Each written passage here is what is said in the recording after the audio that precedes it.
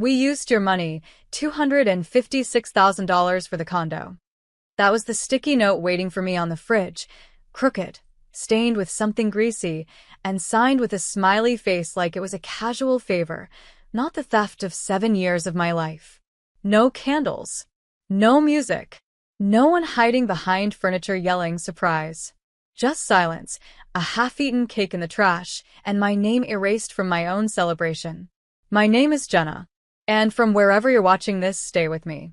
Have you ever come home expecting love, and instead found a receipt for your own betrayal?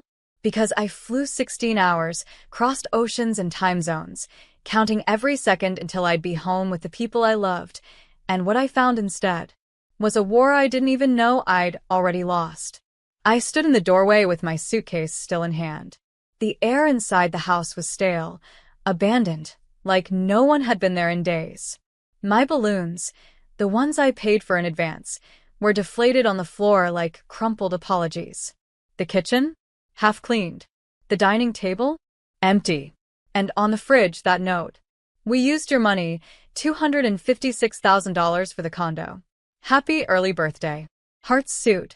A few minutes later, my sister's text came in. As casual as ever.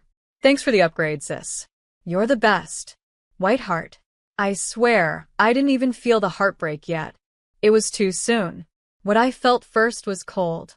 Because I knew that the only way they could have accessed that account was through my emergency login. The one I gave my mom when I was stationed overseas, just in case something ever happened to me. Apparently, what happened was greed. And they didn't even try to hide it. No one was there to greet me. No one came running down the stairs. I checked the bedrooms, all empty. Closets cleared. Drawers left half open, like they had packed in a rush or didn't care. Then I noticed the calendar on the counter. My birthday? Crossed out. Instead, a sticky label over it read, "Closing day, keys to condo." They didn't plan a party. They planned a heist. I sat on the couch, the same one I slept on during college summers, the one I bought secondhand and shipped across the country when I bought this house, and I opened my banking app. The withdrawal was right there. $256,000 wired out. Not over time. Not in chunks. One transfer. All gone. My renovation fund, my retirement savings, my dream cafe I was finally ready to build. Gone. I didn't cry. I didn't scream. Instead, I scrolled down until I reached the screen that said transfer property rights.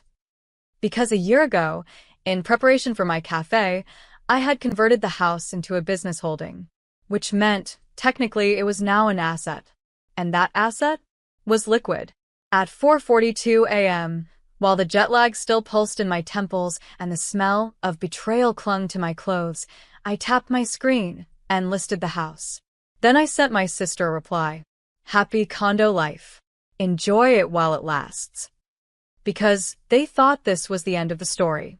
But in the attic, in a dusty, unmarked box, I was about to find something that would flip the entire script. The attic was the one place they hadn't touched.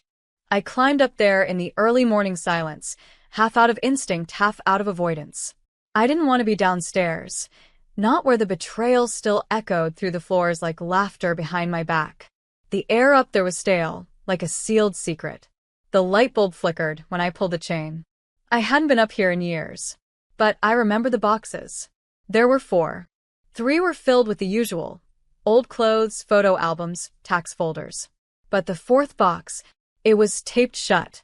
Not with fresh tape, but with yellowed layers. Like someone had sealed it a long time ago and never meant to open it again. It wasn't labeled, just dusty. Heavy. I sat on the floor, tore the layers back, and lifted the lid. Inside were journals. Stacks of them. My mother's handwriting. And beneath those, a bundle of envelopes. Bank statements. And, at the bottom, a manila folder that didn't belong to any of us. I opened it, and the blood in my chest stopped moving. It was a legal document. My name at the top. A signature at the bottom.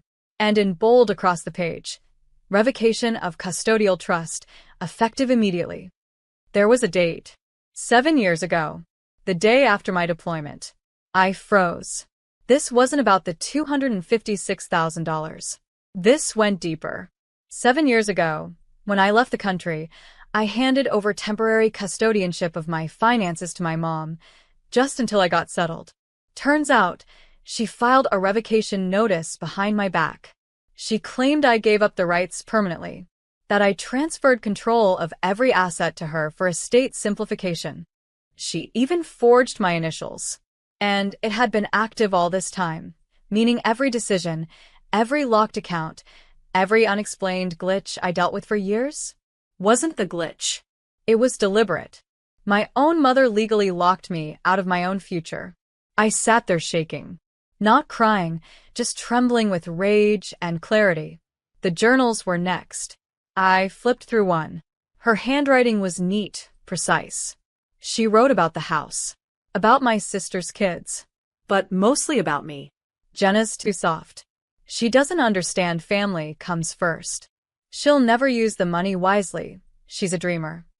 I'm just doing what's best. She'll thank me one day. I laughed, sharp and bitter. Thank her? She stole my trust, my security, my peace, and turned it into a condo with ocean-facing windows. I pulled out my phone, took photos of every page, every statement, every signature. Then I emailed it all to myself, backed it up to the cloud, and copied it to a private legal folder I created 6 months ago, just in case. Because they thought they played their final card. They didn't know I had the whole deck. Downstairs, I made coffee, sat at the kitchen island, looked around one last time. This wasn't my home anymore. It was a crime scene. But now I had proof. And not just of what they did, but of what I was about to do. Because the condo, the one they bought with my stolen money, it wasn't paid in full. It had a mortgage, one tied to my name, one I now had every legal right to call into question. And I would. They thought I wouldn't fight back, that I'd just crumble, take the hit like I always had. The responsible one. The one who kept the peace. The one who wired money without asking questions. But they didn't know I'd kept receipts. Every deposit, every withdrawal, every email where Mom said, "Just help your sister get on her feet." Except it wasn't help. It was a setup. The condo wasn't just their dream home. It was my nightmare in bricks. Located downtown. 2 bedrooms. Pool access. A small balcony with a view of the marina. I knew the layout because I was the one who suggested it back when we were just looking for investment properties together. My sister had smiled during the tour. "This would be perfect for you after your cafe's up and running." I smiled back then. Thought we were dreaming together. Turns out, she meant her version of perfect. And I was just the funding source. I drove by it now, engine off, parked across the street like a ghost visiting the crime scene. A moving van was still outside. My sister stood on the porch, laughing into her phone, wearing one of my old jackets. She looked proud, smug even. I snapped a photo, sent it to my lawyer with the message. "This is the property purchased under false custodial control. I have full documentation." I wasn't bluffing anymore. I wasn't begging. I was done. But just as I was about to pull away, my phone buzzed. Another text. From her. "Hey. I heard you came home early, lol. Sorry we weren't there. Things just got crazy with the move. You know how it is. Let's do dinner this weekend to Hearts Bring Wine." Bring wine. After stealing $250,000, my sister wanted me to bring wine. I didn't reply. I just smiled. Because the next message she'd receive wouldn't come from me. It would come from the bank. Because I'd spent the last 24 hours doing more than crying in attics. I froze the asset, filed a fraud report, submitted every legal document, bank trail, and notarized proof that the down payment on the condo had been siphoned from my trust without permission, using a revoked custodial agreement filed with falsified initials. They bought a condo on a sandcastle foundation. And the tide was coming in. The house I'd listed, my house, was already in escrow. The buyer was clean, paid above asking. I'd transferred that money directly into a new secure account, under a trust my family didn't even know existed. No more shared logins. No more emergency access. Just me, and boundaries they couldn't cross. That night, I got another text. This time from Mom. Honey, we really need to talk. It's not what you think. We were always planning to pay it back. Sure. After what? The condo appreciated? After I moved on and forgot? I didn't reply. Instead, I emailed a copy of the forged trust revocation to the district fraud unit. Because this wasn't a misunderstanding. It was premeditated theft. And, the worst part? They hadn't even tried to hide it. They thought I'd never fight back. Because I was the good daughter. But they forgot. Even the good ones burn when pushed far enough. And I wasn't just fighting back anymore. I was going to take everything. The official freeze on the condo account hit at 9:12 a.m. sharp. By 9:47, my sister was blowing up my phone like it was a ticking bomb. Jenna, what did you do? They froze the payment. We have a deadline. Are you insane? I didn't reply. I just watched the panic bloom. From the safety of my new account, one under a separate trust, independent from anything tied to them, I tracked the legal chain like someone watching a live show. The mortgage company had flagged the down payment as disputed.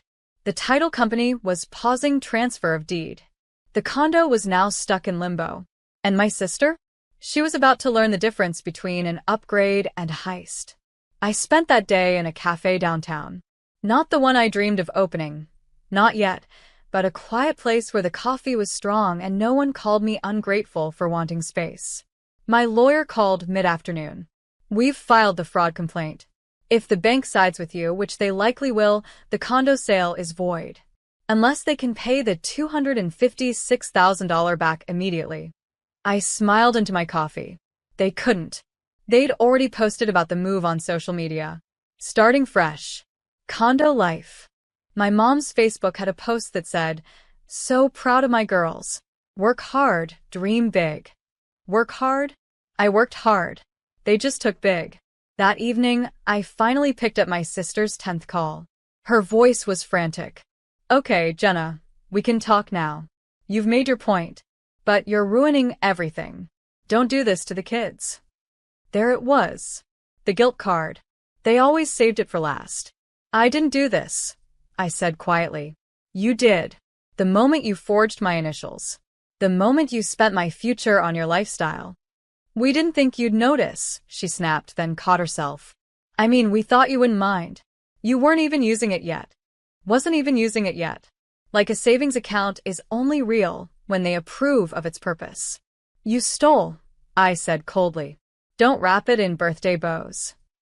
She went quiet. Then came the words I'd been waiting for. Fine. We'll return it. But just stop the process. Don't take this from us. Us. They always came in packs. My sister. My mother. The collective entitlement. But not once did anyone say sorry. Not, we regret this. Not, you didn't deserve it. Just, don't take this from us. They never saw it as mine. Just something they hadn't gotten their hands on yet. I ended the call without a word. By the next morning, my lawyer had filed the intent to pursue civil charges. The penalty? Repayment in full or seizure of the asset. And because I had screenshots of messages, forged documents, and a notarized record of my original custodial agreement, they didn't have a leg to stand on. They'd moved in too early. Furnished a condo they didn't own. Posted proof of occupancy. They thought they were smart. But they didn't count on me doing what I always do, keeping records, staying calm, and hitting back harder. They stole my birthday. I gave them a court date. And I wasn't done. Because in one of the journals I found in that attic, there was something else. Something about a second account. And a secret my mother never meant for anyone to uncover. She thought I'd never find it. Buried in the middle of journal number 6, written in her careful, looping script, right after a long-winded rant about how I was too dramatic and how I never understood sacrifice. There it was. Transferred $38,000 from Jenna's secondary account today. She never checks that one, too busy playing hero overseas. Secondary account. My fingers went cold. Because I'd forgotten about it too. It was the old joint savings my grandmother opened for me when I turned 18. For emergencies, she said. We added my mother's name to it for convenience. but I stopped using it after grad school. The balance wasn't large, maybe $50,000 at the time. Turns out, that made it easy pickings. I logged in for the first time in years. The balance? $1,281.04. I scrolled. The withdrawals started 6 years ago. Small at first, $500 here, $1,200 there. Then came the big ones. $12,000 in a single week. $9,600 marked as education loan repayment. $3,000 tagged mom's medical. I remembered that week, she had a cold. And then the one that matched her journal. $38,000, property management fees. Except there was no property. Just a family that treated my accounts like a buffet line. I felt nauseous. This wasn't about the condo anymore. This was a pattern, a lifestyle built on robbing me while calling it love. I printed every statement, highlighted each fraudulent withdrawal, added it to the file already growing fat on my lawyer's desk. When I brought it in the next morning, he whistled. "You're not just looking at civil fraud anymore. This is financial abuse. Possibly embezzlement. From your own mother," he added softly, like it might hurt more. But it didn't. Because I'd already buried the version of her I grew up trusting. She was gone the moment she chose convenience over consent. I walked out of that office with a folder full of fire. And a heart that had stopped hoping for closure. I didn't want an apology. I wanted accountability. The condo had been flagged. Their loan application was voided. Escrow was now frozen, and legal proceedings were underway. But I wasn't stopping there. Because in those journals, in my mother's tidy little archive of deceit, I found one more thing. A name. One I hadn't heard in years. Spoke to Marvin today. He says if Jenna ever finds out, we'll just say it was a gift. He'll back us. Marvin. My godfather. The family accountant. I thought he'd disappeared after the divorce from his wife. Turns out, he was the silent facilitator behind it all. I picked up the phone and called him. He answered like nothing had happened. "Jenna. I was just thinking about you. How's New York?" "It's California now," I said. "And I know what you did." Silence. Then a shallow laugh. "You'll have to be more specific. $256,000 for the condo. $38,000 from my secondary account. And you backed it. You're going to testify, or you're going to burn with them." Silence again. "I was just helping your mom. She said you approved it." I didn't respond. I just emailed him a copy of the forged document, with a timestamp, with my real signature below for comparison. Then I added, "You've got 24 hours to respond. After that, I report you directly to the state board." This wasn't revenge. This was the audit they never expected. They turned my birthday into a grave. I was about to turn it into their trial. I always imagined my 30th birthday would be filled with light, friends, laughter, maybe even a soft jazz playlist playing under a string of fairy lights in my backyard. Instead, I was sitting across from my lawyer, signing subpoenas. And the only music playing was the rhythmic clicking of my pen against the edge of the table. The legal storm had begun. Marvin cracked first. 12 hours after I sent the email, he responded with a shaky voicemail. "I had no idea the documents were forged. I was told you consented. I'll cooperate fully.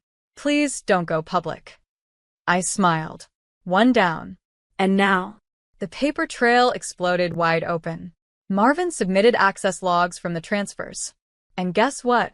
All of them traced back to my mother's devices. My sister didn't even try to hide her involvement. Her name was on the condo paperwork as co-borrower. The account linked to it was mine. The gift letter Marvin drafted? Another forgery. The entire scheme was unraveling, and I was the one holding the scissors. Mom tried one last time. She called me the night before the hearing. "You don't have to do this," she said, her voice the softest it had been in years. "We're family, Jenna. You know I didn't mean harm. We just needed help." "You mean you needed control?" I said. "You didn't ask. You just took." "We raised you," she snapped. "How can you treat your mother like a criminal?" "Maybe because you acted like one." Click. I didn't sleep much that night. But for the first time, I didn't feel guilt tangled in my chest. Just resolve. At 10 a.m. the next day, I stood in the courtroom, not as a broken daughter, not as the quiet provider, but as a plaintiff. The judge read over the documentation, the forged trust revocation, the siphoned savings, the illegal condo transaction. Marvin's statement was key. He admitted he never verified my consent, just assumed it based on family ties. The judge's words were cold, firm. This was not a misunderstanding. This was calculated financial exploitation, and it will be treated as such. My mother looked small sitting across the room, her designer coat hanging awkwardly on her shoulders. My sister, red-eyed, arms crossed, muttering under her breath. But I didn't look away, because for the first time in my life, they had to face me, not the version they controlled, but the one who refused to bend anymore. The ruling? Immediate injunction on the condo. Repayment of $256,000 plus interest. Restitution of the secondary account. Full balance. Adjusted for fraud. Criminal charges pending further investigation. The courtroom emptied in silence, except for one reporter who whispered, "Hell of a birthday gift, huh?" I gave a small nod. Because yes, it was. Not in the way I wanted. Not with candles or cake. But with justice. With air finally filling my lungs. With the weight I'd carried for years finally crashing down behind me instead of on top of me. That night, I walked through the city alone. No party. No noise. Just me. And peace. I stopped by a bakery. Bought a single cupcake. Lit one tiny candle. And whispered, "Happy birthday, Jenna." Then I blew it out. Not for wishes, but for closure. After the courtroom dust settled, I went back to the house one last time. Not to mourn it, not to relive it, But to finish something. the sale had finalized. The buyer, a retired vet and his wife, had requested early access. I agreed immediately. Let them build something where my trust had been turned to ash. I walked through the rooms slowly. The silence wasn't painful anymore. It was honest. No voices. No begging. No guilt pressing on my chest like a stone. Just light pouring through the windows. The way it always should have. But then, in the back closet, the one behind the furnace, where old photo albums used to be stored, I found a box. Taped lazily. Torn on one side. It was full of my things. Old birthday cards. Letters from college. A scrapbook I made when I was still dreaming out loud to my family. One of the letters inside was from my grandmother. Don't let them take your softness and call it weakness. She always knew. Underneath that letter was a journal. One of mine. The kind I stopped keeping when I realized everyone in the house would read it without permission. I flipped through pages filled with hope. Business plans. Sketches for my cafe. Budgets. Paint swatches. Logo ideas. And then, a folded sheet tucked into the back pocket. An email printout. From my mother to Marvin. 6 years ago. I don't care if she gets upset. She always forgives. Use the account. We'll call it a family emergency later. No more doubt. No more what-ifs. I took a photo, closed the box, and walked out without a word. Back at my new apartment, the energy was different. Clean. Sincere. No one walking through my space uninvited. No whispers outside my door. No one asking for just one more loan. Just me, ledger curled up on the windowsill, and the sound of rain on the glass. My cafe dream?